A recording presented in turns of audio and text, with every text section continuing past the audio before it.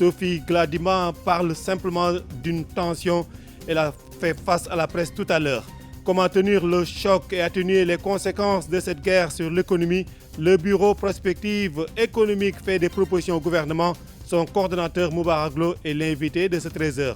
Modernisation des Dara au Sénégal. La Banque islamique de développement accorde à l'État du Sénégal 12 milliards de francs CFA pour la construction d'un complexe commercial et résidentiel au profit des Dara.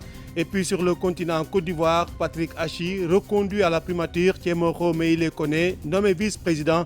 Décision prise tout à l'heure par le président Alassane Dramane Ouattara devant le Congrès réuni à Yamoussoukro. L'actualité internationale donc, le sport éliminatoire CAN Côte d'Ivoire 2023, les Lions seront fixés sur l'adversaire. La CAF procède cet après-midi au tirage au sort des poules et puis va mettre fin à cette édition d'information. Radio Sénégal, l'info en toute responsabilité. En compagnie de Charles Mingo et Thiaba Diémé à la technique. Et puis, pénurie supposée ou réelle de kérosène au Sénégal. La ministre du Pétrole et de l'Énergie rassure, le Sénégal ne fait pas face à une pénurie de kérosène. C'est juste une tension qui est notée dans le secteur à cause de la guerre en Ukraine. Mais l'État du Sénégal a pris des dispositions pour résoudre le problème. Sophie Gladima, la ministre du Pétrole, était face à la presse. Nous l'écoutons. C'est par rapport à la situation que nous vivons aussi bien au Sénégal mais au niveau international pour vraiment rassurer le peuple sénégalais mais également toutes les compagnies et les personnes qui vivent dans notre pays par rapport à cette situation qui malheureusement a été accentuée par la guerre en Ukraine. C'est vrai que la situation est très tendue mais qu'on n'est pas en rupture d'approvisionnement. Et il y a d'habitude des méthodes de travail, c'est-à-dire les compagnies travaillent entre elles et font des échanges de produits. Donc si une compagnie en a et qu'une autre n'en a pas, généralement, elles se parlent et se passent le produit. Donc, rien que par rapport à ça, nous devons rassurer les Sénégalais. Nous pensons que son Excellence le Président de la République, avec toutes les actions qu'il fait depuis quand même cette crise pour contenir certains secteurs, n'a jamais laissé le secteur du pétrole. Et nous pensons qu'aujourd'hui, on ne devrait jamais avoir une pénurie. On ne sait pas d'ici quelques temps, mais à l'heure où nous parlons, des précautions ont été prises pour qu'on puisse quand même arriver, surtout par rapport à cette histoire qui s'est passée sur le jet. C'est vrai, une compagnie avait commandé du produit qui n'est pas arrivé. Quelles sont les raisons? Nous ne les connaissons pas. Nous leur avons demandé de voir quelles sont les raisons. C'est dommage que SNKD, malheureusement, a voulu alerter, mais est allé trop loin par rapport à son alerte. Je pense que nous avons tenu cette réunion pour pouvoir en discuter et voir qu'est-ce qu'il était possible pour l'avenir. Et là, nous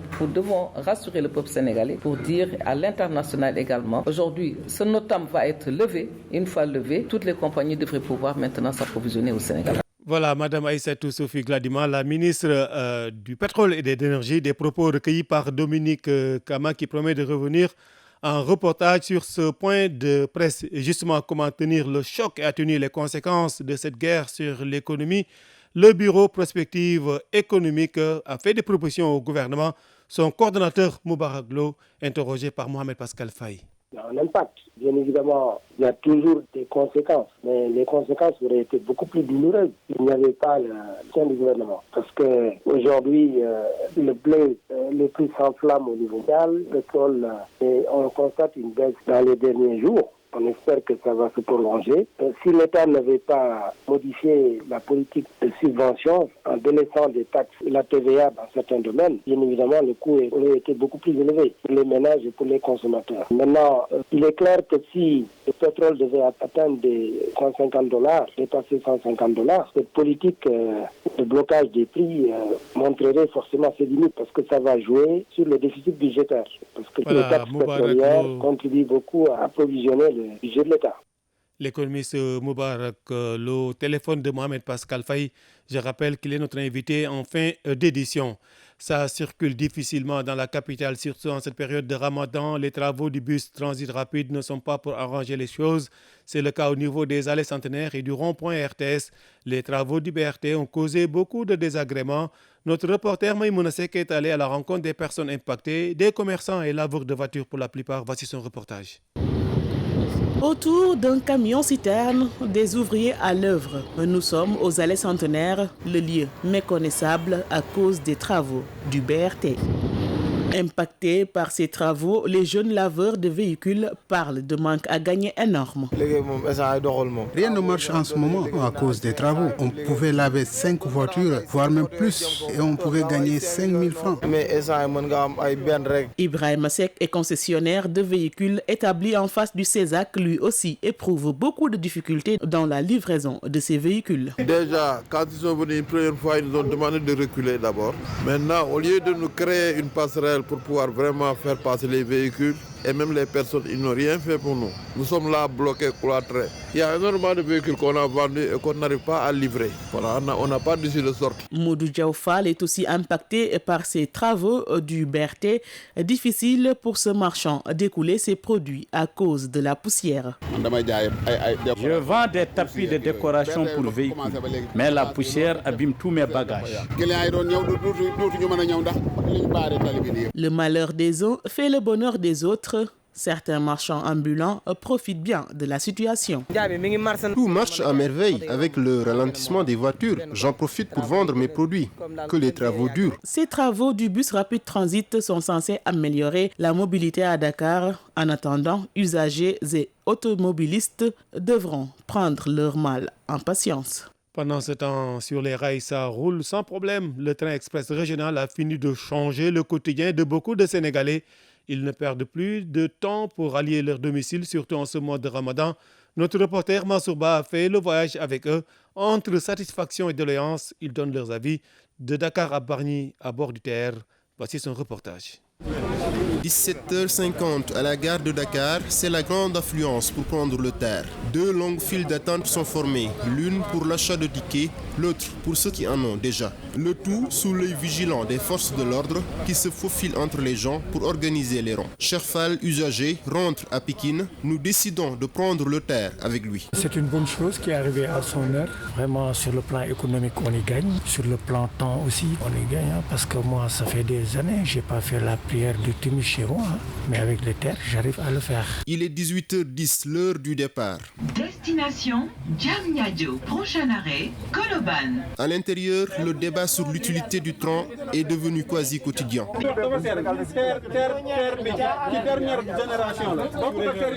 Nous nous dirigeons vers le premier wagon. Ici, les places sont exclusivement réservées aux personnes de 3e âge. Bonnet blanc, masque bien ajusté, grand boubou bleu, écharpe sur le cou, Hassan Diop est confortablement assis, chapelet à la main. Il rentre à Keur Mbaye Fall comme la plupart des gens dans le TER. À peine qu'il finit de faire ses prières, nous l'abordons. De Koloban. J'ai laissé à Keur Mbaye Fall pour aller à Massar. J'ai laissé mon véhicule à Keur Mbaye Fall. J'ai dépensé 10 000 francs de carburant par jour entre HLM et Keur Massar. Mais aujourd'hui, je paye moins de 1 000 francs. Son compatriote assis à côté acquiesce de la tête, comme s'il n'attendait que notre micro pour donner son avis. Ibrahim Diop a un ticket pour Bargny. De Bargny à Dakar, tu fais ça à 40 minutes. Vraiment, c'est rentable. C'est un très bon projet qui est venu à son heure. Cependant, certains passagers ont des doléances. S'il y a événement, il doit y avoir un changement, mais ne pas maintenir tout le temps les horaires. À 18h50, après 40 minutes de voyage, nous arrivons à la gare de Bargny. Le temps de prendre congé du train express régional qui a fini de révolutionner le secteur du transport au Sénégal.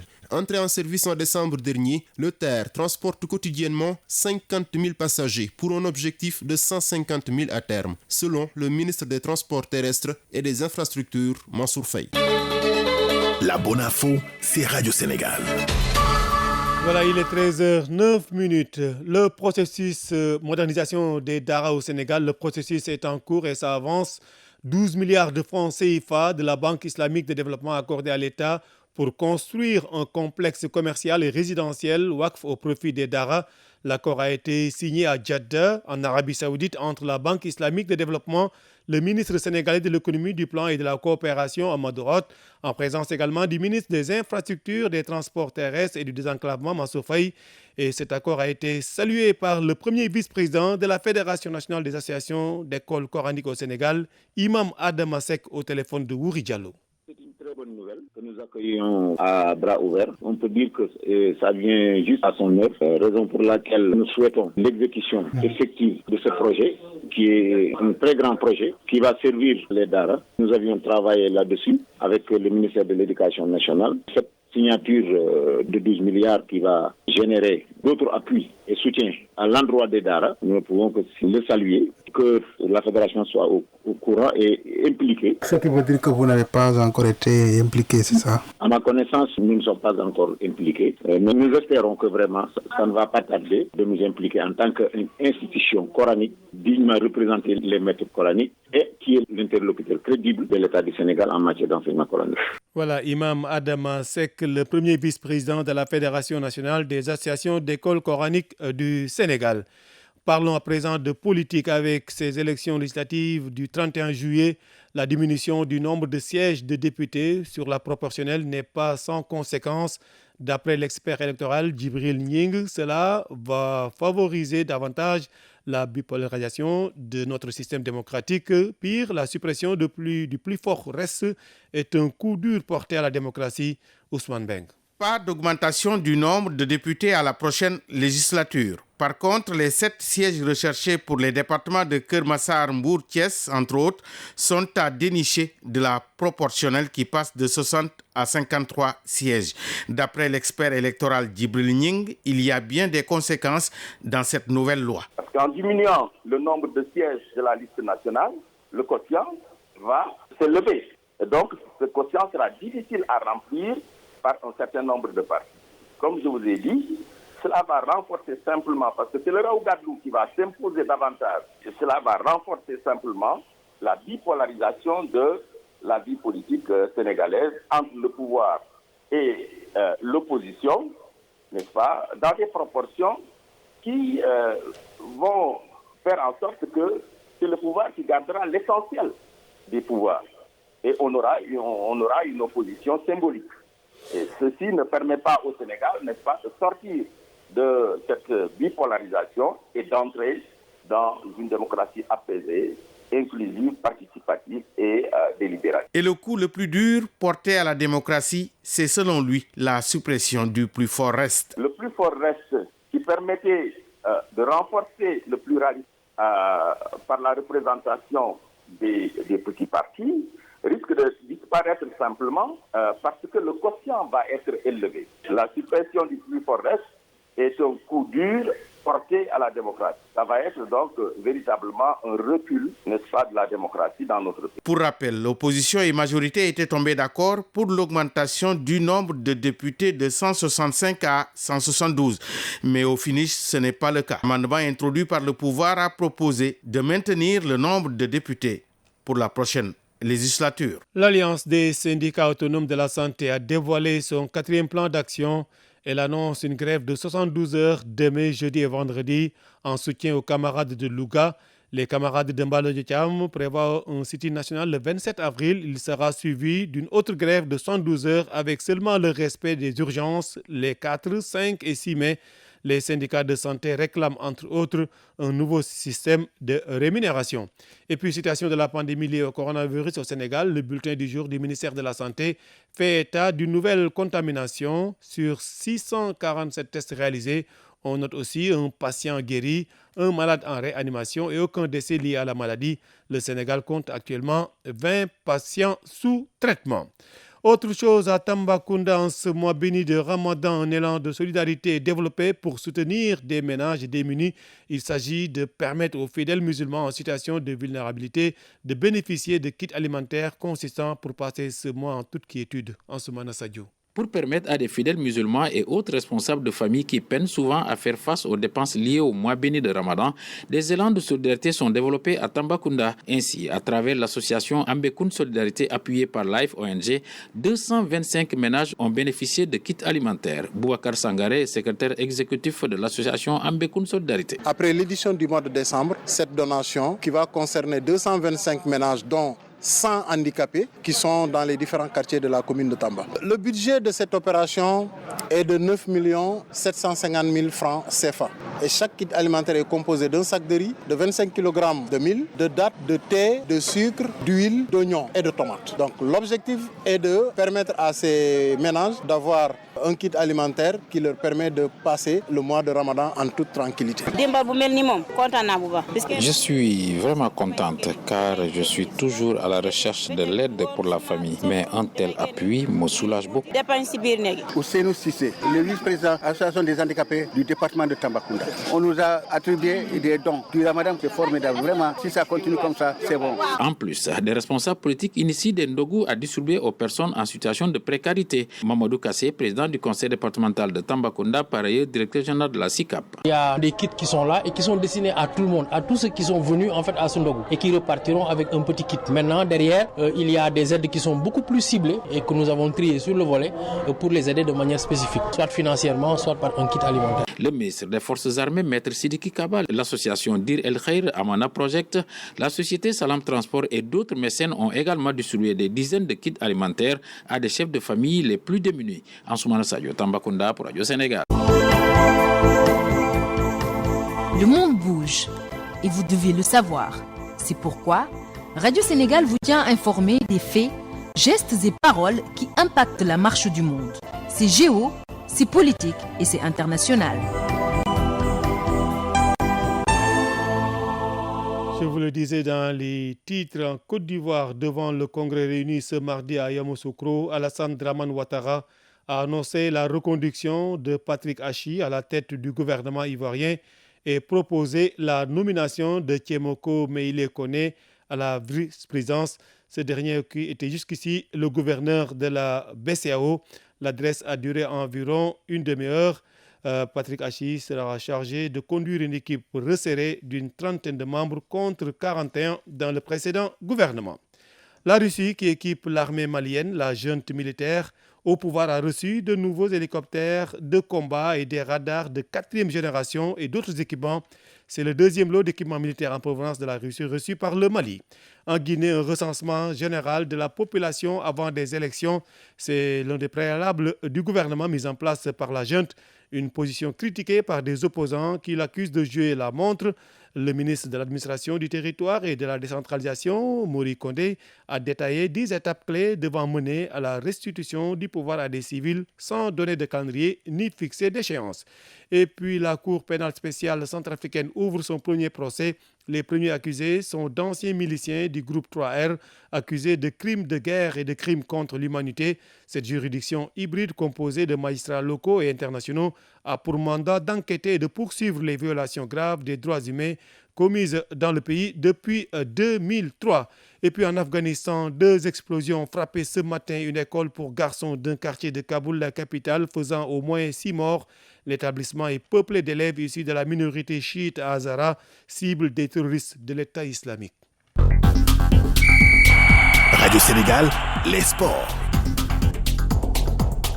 Les sports en compagnie d'Ismaïla Adramé-Koli, bonjour. Bonjour Ibrahim Sadi. Tirage au sort CAN 2023, les poules connues cet après-midi.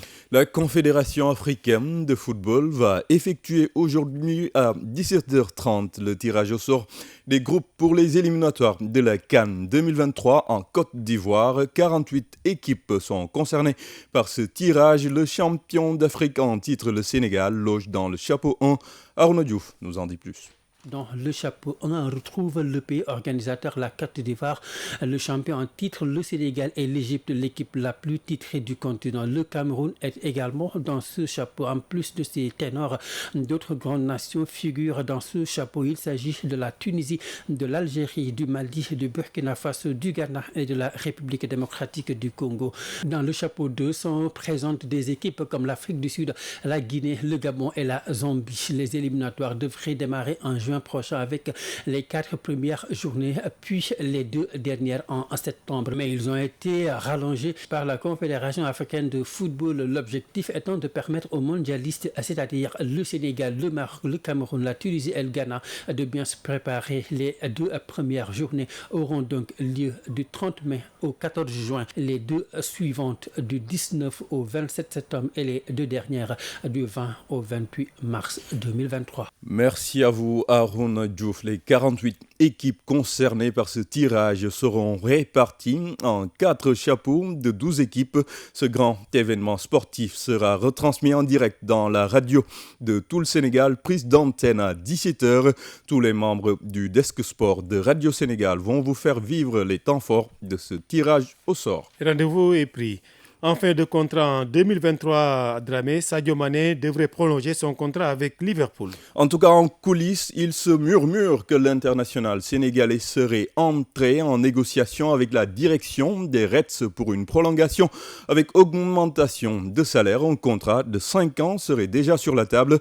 Pour rappel, Sadio Mané a fait 6 ans à Liverpool. Avec les Reds, il a joué 259 matchs pour 115 buts inscrits. Justement, Sadio Mané et Liverpool ont un match important ce soir. Et c'est contre Manchester United, l'éternel rival, en match retard de la 30e journée. Les Reds reçoivent les Reds Devils à Anfield Road. Liverpool est deuxième au classement. Manchester United est à la 5e place. Ce match est prévu ce soir à 19h. Cristiano Ronaldo, l'attaquant des Mancuniens, ne jouera pas ce soir. Le Portugais de 37 ans a perdu son fils. Sa compagne, Georgina Rodriguez, attendait des jumeaux. Malheureusement, le garçon est décédé. Seule la fille a survécu. En Coupe d'Italie, on joue une des demi-finales retour ce soir. L'Inter Milan affronte son rival de toujours, l'AS Milan. Au match aller, les deux équipes s'étaient séparées sur un score nul et vierge. En Espagne, on joue également ce mardi. Mallorca accueille Alaves. Betis Séville reçoit Elche.